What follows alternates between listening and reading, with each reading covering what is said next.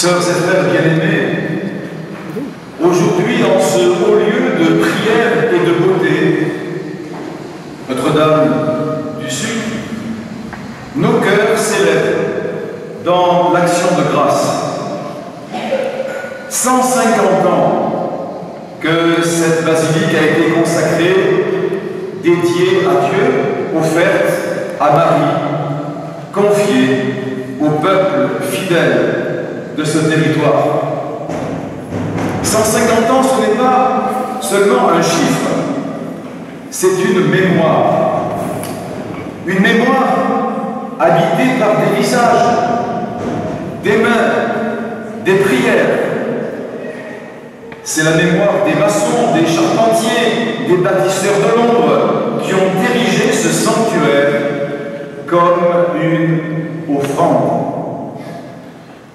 C'est la mémoire des prêtres qui ont célébré avec ferveur, des fidèles comme vous qui sont venus déposer leurs larmes, leurs espoirs, leurs joies.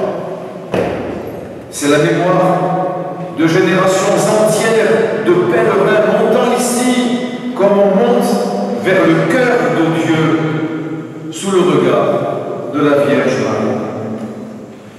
Et aujourd'hui encore, en ce temps du jubilé de l'espérance, cette basilique n'est pas un musée de la foi passée, elle est vivante, elle respire la foi du peuple de Dieu, elle abrite nos silences et nos chants, nos appels et nos conversions. Oui, sœurs et frères, un sanctuaire vit parce qu'il est habité, il vit parce qu'on y prie, il vit parce qu'on y cherche Dieu. Et c'est ici que nous découvrons la mission unique de Marie dans la vie de l'Église. Elle n'est pas une figure lointaine réservée aux cieux, elle est notre mère. Elle nous conduit vers le Christ, elle veille sur la communauté de ses enfants. Sa présence paternelle irrigue ce sanctuaire, elle console, elle éclaire, elle fortifie. Marie est au cœur de l'Église, comme une lampe douce et fidèle dans la nuit des hommes. Dans la première lecture, le roi Salomon se tient debout devant l'autel du Seigneur. Il prie.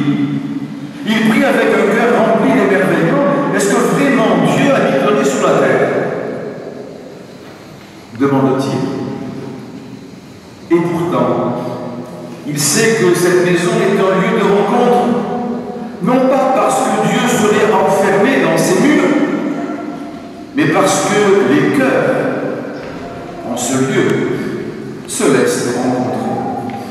Et nous aussi, nous pouvons nous poser la même question, Dieu vraiment ici au-dessus? Mais regardez, chaque pierre, chaque recoin de cette basilique, chaque cierge allumé, chaque bouquet déposé, chaque pas de pèlerin qui monte dans l'aurore, tout murmure, oui, Dieu habite ici. Il habite ceux qui le cherchent, il habite ceux qui l'aiment. Et Marie veille sur cette présence. Elle nous aide à ouvrir notre cœur. Elle nous éduque dans la foi. Elle nous rend disponibles à l'amour. À Cana, elle dit, faites tout ce qu'il vous dira. Ici encore, elle nous répète ce conseil si simple et si décisif. Elle ne prend pas la lumière du Christ pour elle. Elle nous oriente vers cette lumière. Et cette pierre, dans sa lettre, nous parle de pierre vivante. C'est beau, cette image. La basilique est faite de pierre, mais elle est surtout faite de vous. Vous, qui venez ici prier. espérez, intercédez, vous, les pierres vivantes de cette Église. Et il nous dit, approchez-vous du Seigneur, la pierre vivante, rejetée par les hommes, mais choisie et précieuse devant Dieu. Vous êtes précieux aux yeux de Dieu. Et c'est cela que Marie nous rappelle aujourd'hui. Alors oui, parfois nos vies ressemblent à des pierres rejetées, des souffrances, des solitudes, des drames. Mais ici, à Notre-Dame du Sud, tout devient offrande. Tout cela trouve un sens. Car ici, nous ne sommes pas un peuple anonyme, mais une nation sainte, un peuple choisi, un sacerdoce royal. Et si nous tenons bon dans la foi, c'est aussi parce que Marie intercède pour nous. Elle nous rassemble comme une mère rassemble ses enfants. Elle nous montre que l'Église n'est pas une organisation rigide, mais une famille vivante, blessée parfois, mais portée par la foi et l'amour. Et c'est cela, sœurs et frères, que ce sanctuaire nous enseigne depuis 150 ans. Marie est la mère qui accompagne l'Église, qui l'enveloppe de tendresse et qui la pousse à sortir, à aller vers le monde. Et voici enfin que l'Évangile nous conduit au bord de la mer, à Césarée de Philippe. Et je suppose une question brûlante à ses disciples. Pour vous qui suivez, c'est la question que chaque génération doit entendre. Et c'est celle que cette basilique pose à chaque pèlerin qui passe son seuil. Pour toi, qui est Jésus? Pierre répond, tu es le Christ, le Fils du Dieu vivant. Et Jésus lui dit, tu es Pierre, et sur cette pierre je bâtirai mon Église. Sœurs et frères, sur cette colline du Suc, Dieu a voulu bâtir une Église.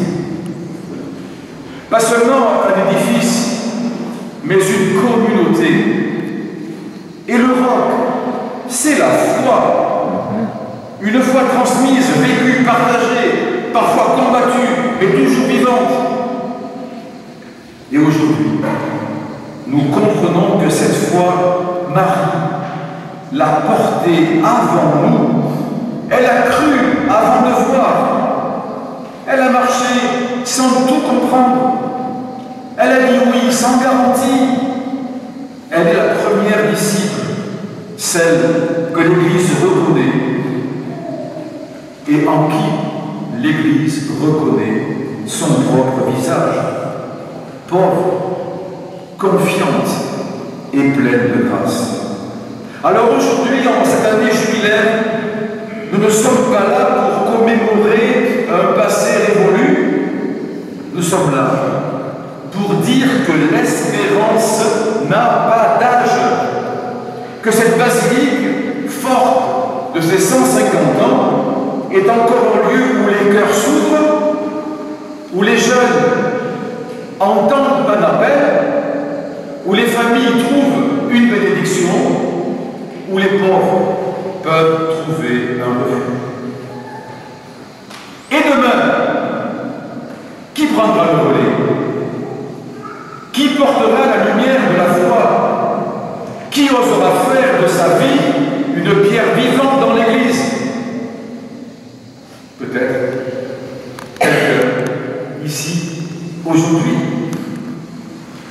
Sœurs et frères, ce jubilé n'est pas une parenthèse, c'est un appel à faire de ce sanctuaire un lieu d'accueil pour tous, à faire de nos vies un temple de l'espérance, à faire de notre Église un signe vivant, courageux et humble, enraciné dans la parole et porté par la présence maternelle de Marie.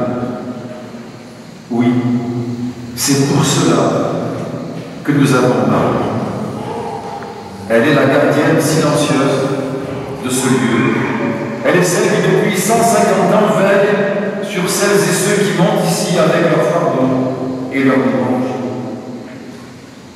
À toi, Marie, Notre-Dame du Sud, nous confions cette basilique, nous confions nos familles, nous confions notre Église. Toi, la Mère du Christ et notre Mère, apprends-nous à croire comme toi, à servir comme toi, à aimer comme toi, et qu'avec toi, Mère de l'espérance, ce sanctuaire continue d'être une lumière sur la montagne, un signe du royaume, un refuge pour le cœur de toute la famille humaine. Amen.